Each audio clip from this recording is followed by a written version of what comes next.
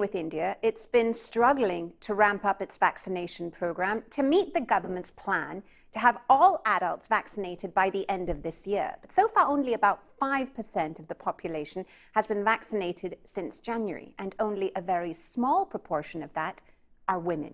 The BBC's Arunade Mukherjee explores the reasons why. Long lines at vaccination centres tell more than one story. Not just of the monumental task of giving COVID shots to the country's nearly 1 billion adults, but of a widening gender gap in who is receiving vaccines. Government data shows 14% fewer women are getting vaccinated. Taposhi Pradhan, a homemaker, reflects that statistic. Despite living in Mumbai, a city badly hit by the second wave, receiving a COVID shot is not her priority.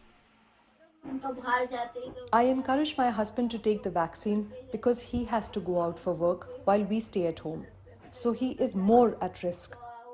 If he gets vaccinated, then the whole family is safe. In rural India, where 2/3 of the population lives, the gap is worse. With only 1/3 of women able to access the internet, booking appointments online is not an option.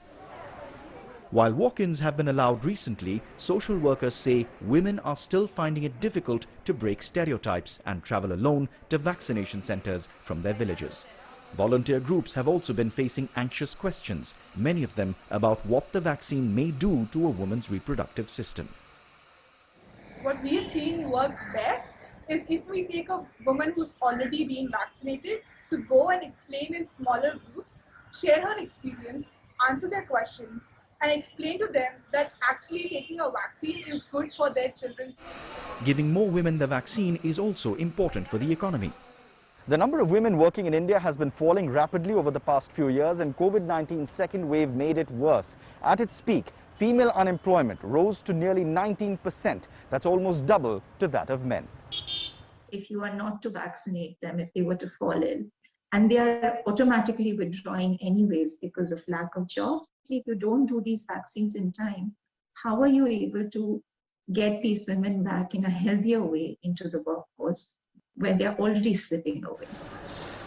The International Monetary Fund says achieving gender parity in the economy could boost India's GDP by nearly 27%.